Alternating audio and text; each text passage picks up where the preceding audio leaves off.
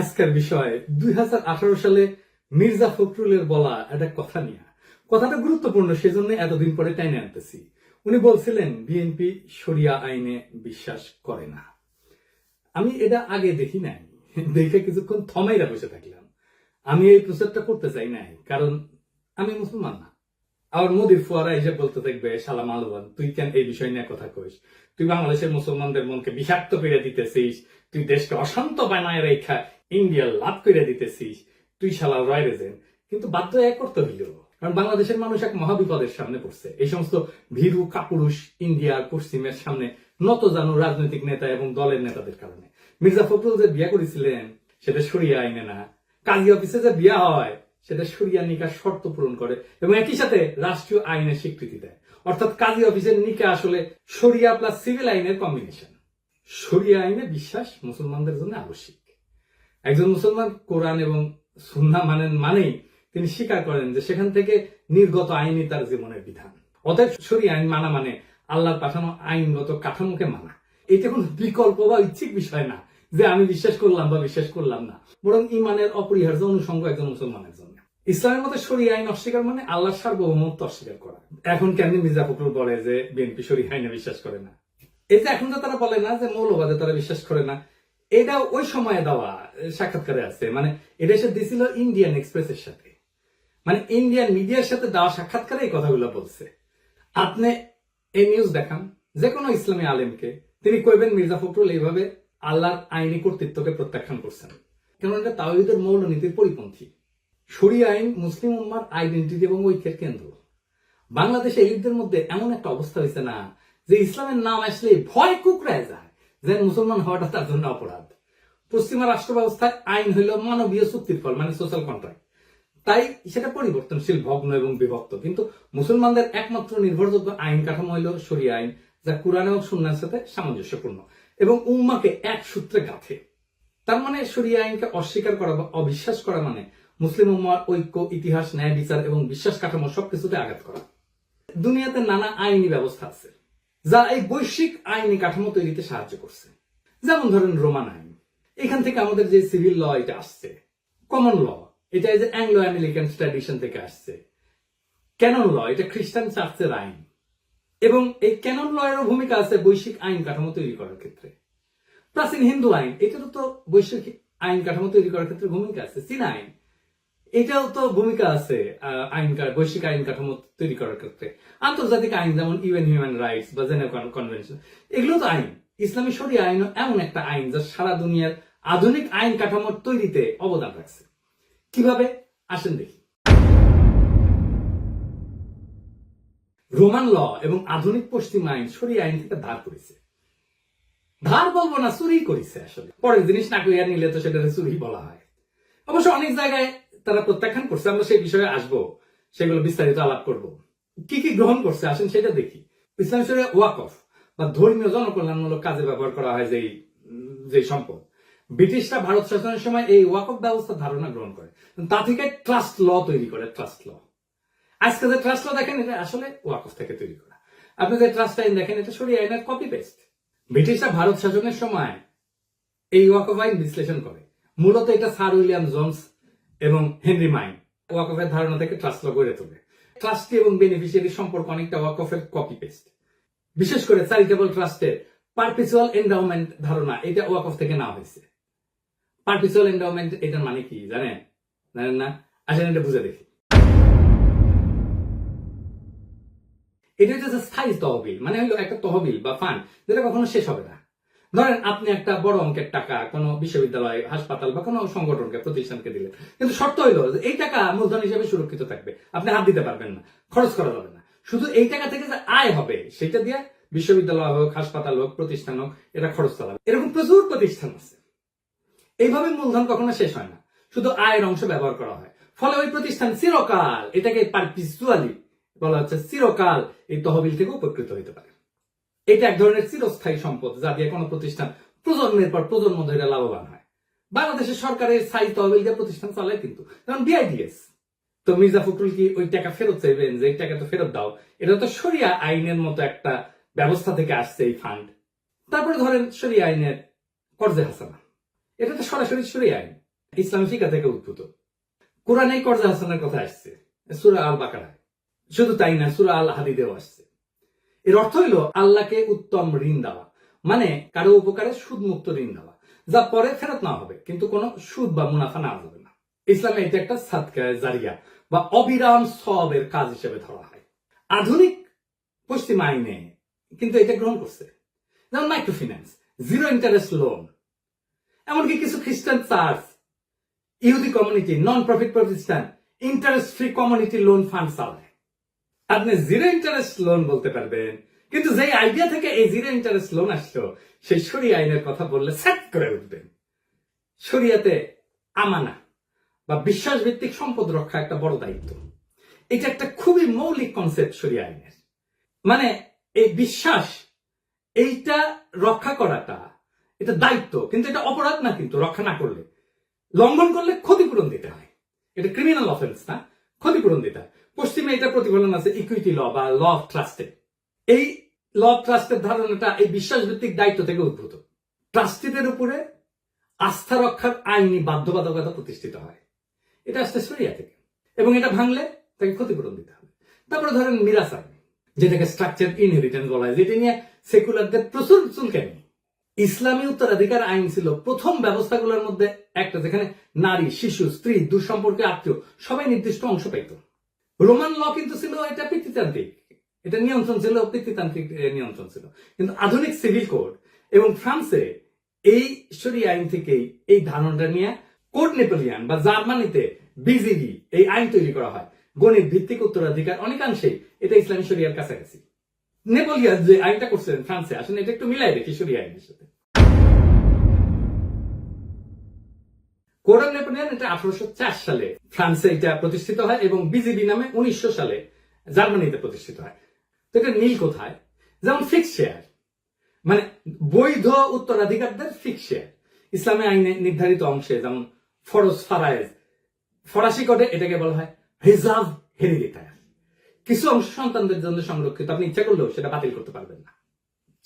সন্তান এবং স্ত্রীর জন্য একটা প্রায়োরিটি আছে। ইসলামও স্ত্রী, স্বামী, সন্তান, পিতামাতা এদের অংশ সুনির্ধারিত। এই নেপোলিয়ান কোডেও স্পাউস মানে স্ত্রী এবং লেজিটিমেট চাইল্ড, বৈধ সন্তান, এদের জন্য লিগাল মিনিমাম একটা ইনহেরিটেন্স ধার্য করা হয়েছে। এবং ম্যাথমেটিক্যাল প্রিসিশন আছে ইসলামে, অঙ্ক করে ভাগ করে দেওয়া। নেপোলিয়ান সিস্টেমে এই বন্টনটা নির্দিষ্ট ক্যালকুলেশনের মাধ্যমে নির্ধারিত হয়। মানে ধরেন যদি একজন স্ত্রী এবং 2 সন্তান থাকে, তাহলে কার অংশ কত হবে, স্ত্রী কত পাবে, সন্তান কত পাবে, সেটা আইন দিয়ে নির্ধারিত এই নেপোলিয়ান লয়। তারপরে ধরেন উইল করার ক্ষমতা। ইসলামে কিন্তু উইল করে সম্পদের সর্বোচ্চ 1/3 বিতরণ করা যায়, তার চেয়ে বেশি না।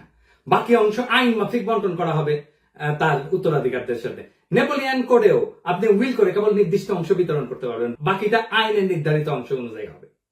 তারপরে ধরেন টর্ট আইন বা দিয়া, সিভিল কম্পেনসেশন যেটাকে বলা হয়, এটার ঐতিহাসিক শিকড় কিন্তু শরিয়াতে। শরিয়াতে ইচ্ছাকৃত ক্ষতি বা অনিচ্ছাকৃত মৃত্যুর জন্য ক্ষতিপূরণ, যেটাকে বলে দিয়া। পশ্চিমেও টর্ট ল বা ডেরিট, এটা তৈরি হয় এই ধারণা থেকে, কারো দোষে কেউ ক্ষতিগ্রস্ত হলে ক্ষতিপূরণ দিতে হবে। যদিও শরিয়াতে ব্লাড মানে এটা নির্ধারিত, কিন্তু পশ্চিমে এটা আদালতের বিবেচনায়। তবু মৌলিক নীতিতে কিন্তু মিল আছে।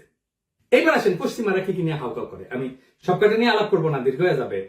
তবে একটা নিয়ে আলাপ করব, সেটা হচ্ছে সাক্ষ্য নিয়ে। নারীদের সাক্ষ্য দেওয়া অর্ধেক গণ্য হওয়া নিয়ে। পশ্চিমারা শরিয়া আইন অনুসারে নারীর সাক্ষ্য অর্ধেক গণ্য হয়, এটাকে গ্রহণ করে না। শরিয়ায় নির্দিষ্ট ক্ষেত্রে, সব ক্ষেত্রে না কিন্তু নির্দিষ্ট ক্ষেত্রে, যেমন আর্থিক লেনদেনের ক্ষেত্রে নারীর সাক্ষ্য পুরুষের অর্ধেক, এটা সত্য।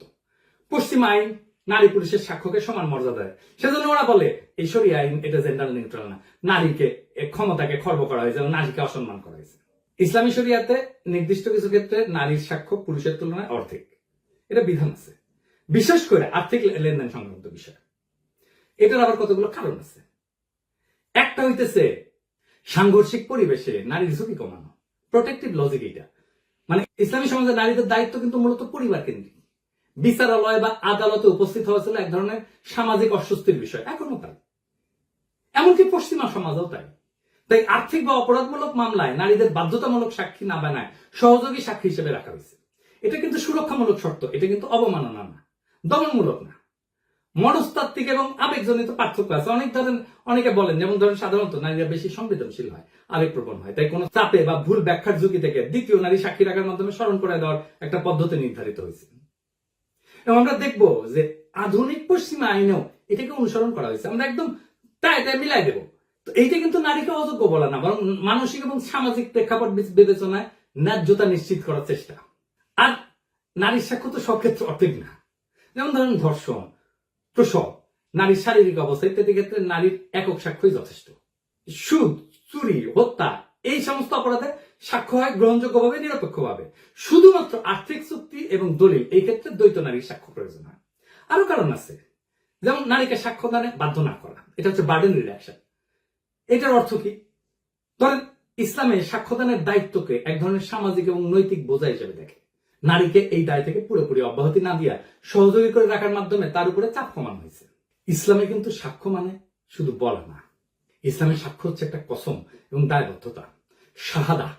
ভুল সাক্ষ্য দিলে গুনাহ হয়, শাস্তিযোগ্য এটা। অর্থাৎ নারীর উপরে কম দায় চাপায় তাকে আইনি ভুলের ঝুঁকি থেকেও সুরক্ষা দেওয়া হয়েছে। এটা এক ধরনের রহমতমূলক বিধান। এটাকে লিঙ্গ বৈষম্য বলবেন? নারী সর্বক্ষেত্রে তো অর্ধেক না, ক্ষেত্রে ক্ষেত্রে নারী একক সাক্ষী দিতে পারে। এটা নারীর অযোগ্যতা প্রমাণ করে না, নারীর জন্য আলাদা সামাজিক ভূমিকা এবং দায় বিবেচনা কইরা এটা নির্ধারিত করা হয়। এটা আধুনিক মানবাধিকার পরিপন্থীও না, বরং ইসলামে কিন্তু সমতা না, ইসলামে বলা হয় জাস্টিস, ন্যায় বিচার, ইনসাফ। তাই সবাইকে সমান বলা না, উপযুক্ত দায়িত্ব দেওয়াটাই উদ্দেশ্য। আসেন আরেকটু বুঝে দেখি ইসলামের ধারণার আরেকটু গভীর দর্শন নিয়ে আলাপ করি। ইসলামের ন্যায় বিচার মানে সবার সাথে একরকম আচরণ না, বরং যার যা দায়িত্ব তার জন্য সেই অনুযায়ী বিধান। তাই সাক্ষ্য দেওয়ার দায়িত্ব প্রেক্ষাপট ভিত্তিক ভাবে নির্ধারিত। ইসলামী সমাজে আদিকাল থেকে সমাজে আদালত ছিল হিস্টোরিক্যালি পুরুষ শাসিত, কঠোর এবং জনসমাগমপূর্ণ স্থান।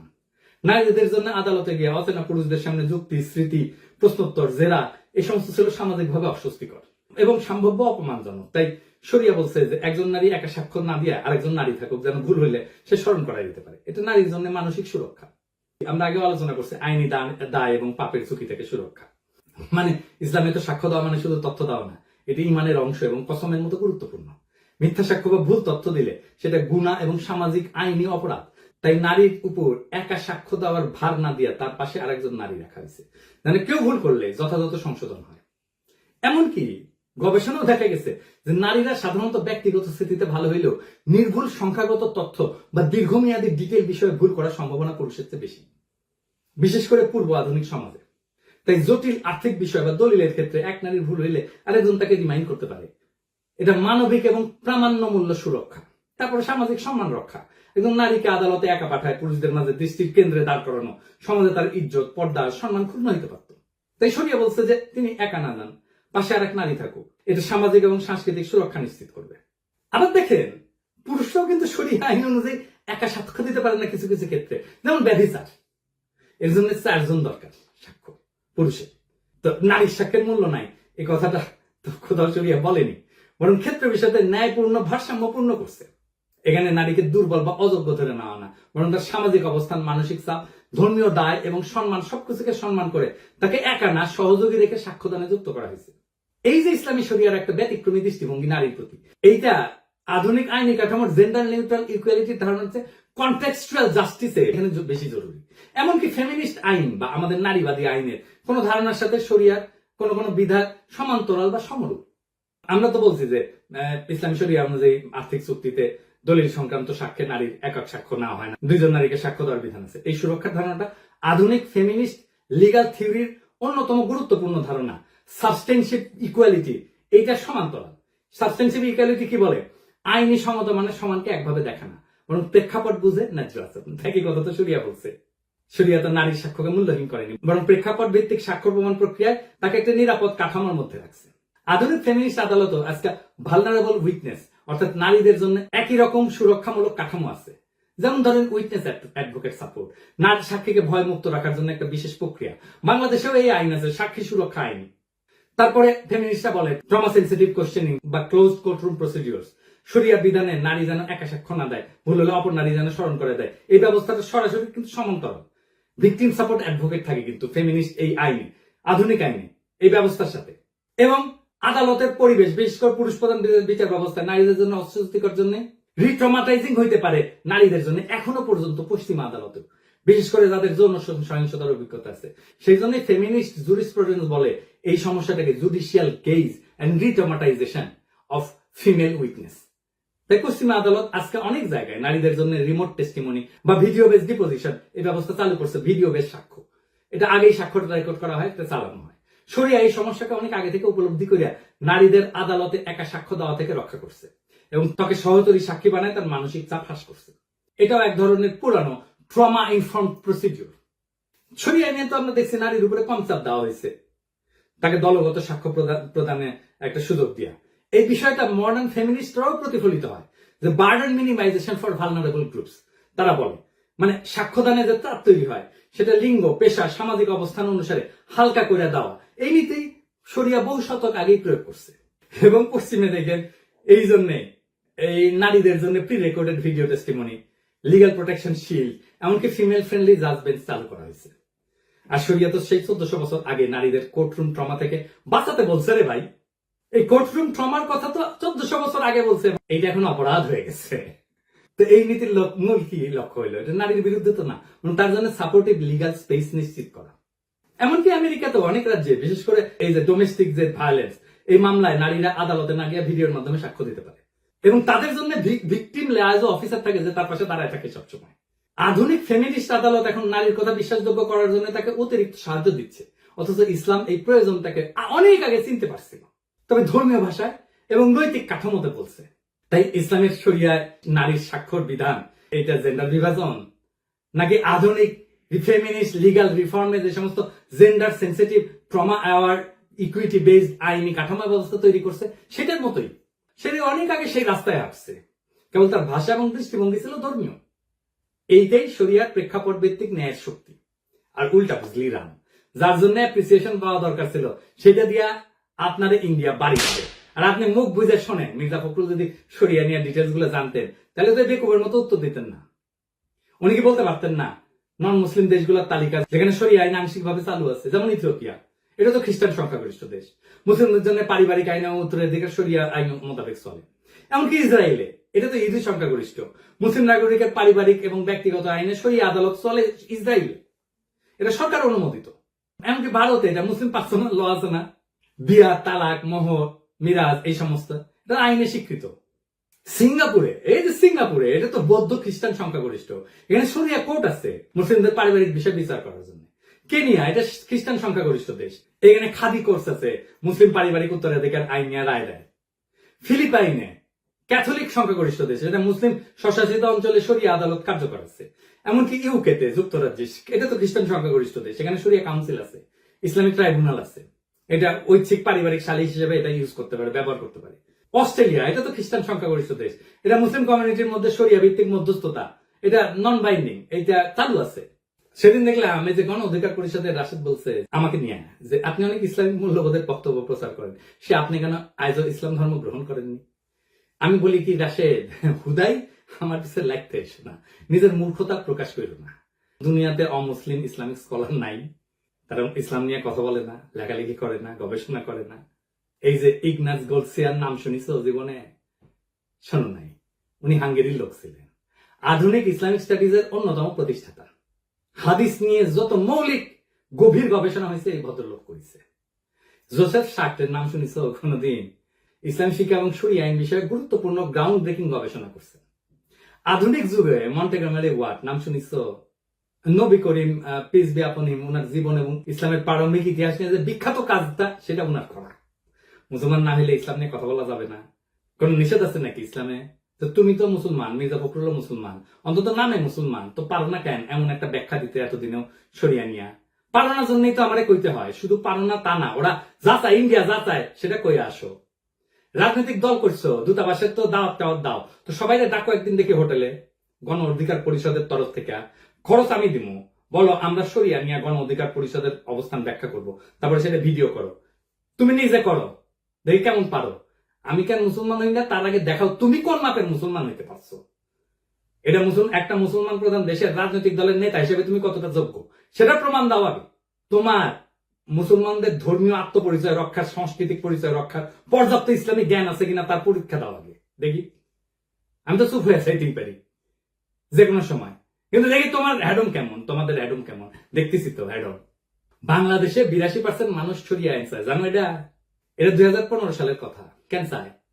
তারা মুসলমান তাই চায় না, তারা এই জন্য চায় যে সমাজে ইনসাফ লাগে। তাছাড়া রাষ্ট্র চলে না, রাষ্ট্র টিকে না। তোমরা তো তোমাদের বালসালের আদালত, আইন, রাষ্ট্র এটা প্রতিষ্ঠা করতে পারো নাই, ইনসাফ প্রতিষ্ঠা করতে পারো নাই সমাজে, তাই মানুষ খোদার দরবারে ফরিয়াদ জানায়। একজন মুসলমান যখন বলে আমি শরিয়া আইনে বিশ্বাস করি না, সে তো আসলে শুধু একটা আইন, একটা ঐতিহ্য, একটা বিশ্বাস, একটা সভ্যতা এবং তার আত্মপরিচয়কে অস্বীকার করে। এই অস্বীকার শুধু ব্যক্তিগত মত না, বরং তা মুসলিম উম্মার অন্তর্নিহিত ঐক্যের ভিত কাঁপায় দেয়। মির্জা ফখরুল হয়তো ইন্ডিয়ার সাথে কৌশল করতে চাইছে, হয়তো তিনি ভাবছেন ভারত বা পশ্চিমের মনোভাব তুষ্ট করলে রাজনীতির সুবিধা পাওয়া যাবে, কিন্তু তিনি ভুলে গেছেন নিজের ভিত্তি কাটলে কৌশল কিছু করতে পারে না, থাকে শুধু পতনের গর্ত। আজকে বাংলাদেশের কেউ শরিয়ার নাম নিলে তাকে মৌলবাদী বলা হয়, পশ্চাৎপদ বলা হয়, কিংবা লিবারেল দুনিয়ার শত্রু বলা হয়। অথচ আন্তর্জাতিক আদালত থেকে শুরু করে আধুনিক ফেমিনিস্ট আইনের ভিত পর্যন্ত বহু প্রভাব আজ ইসলামী শরিয়ার চিন্তা থেকে আসছে। কাজেই প্রশ্ন একটাই, আপনি শরিয়ার শত্রু নাকি অজ্ঞ? আপনি আত্মপরিচয়ের পক্ষে নাকি রাজনৈতিক গোলামীর খাঁচায় বন্দী? আপনি কাদের প্রতিনিধি, আপনার ধর্মীয় সংস্কৃতির নাকি আপনার প্রতিপক্ষের? শরিয়া মানে কেবল শাস্তি না কিন্তু, বরং তা একটা অন্তর্নিহিত ন্যায়ের ভাষা। আর এই ভাষা অস্বীকার করা মানে কেবল ধর্ম না, নিজেকে, নিজের সংস্কৃতিকে, সেটাকে অস্বীকার করা। যার ধর্ম তুমি ধারণ করো তার বিধানকে অপমান করিয়া তুমি কাকে সন্তুষ্ট করবা, আর কাদের কাছে নিজেকে বিকায় দিতেছো? এই প্রশ্ন ফুরাবে না যতদিন পর্যন্ত একজন নেতা দাঁড়ায় বলবে আমরা শরিয়াতে বিশ্বাস করি না। বাংলাদেশকে তার সংস্কৃতি, তার ধর্মের উপরেই দাঁড়াইতে হবে। সেটাই বাংলাদেশের নিয়তি, এবং সেইটাই বাংলাদেশের স্বাধীনতা, সার্বভৌমত্ব, আঞ্চলিক অখণ্ডতা এবং মানব সত্তার মর্যাদা রক্ষা করবে। ইনকিলাব জিন্দাবাদ।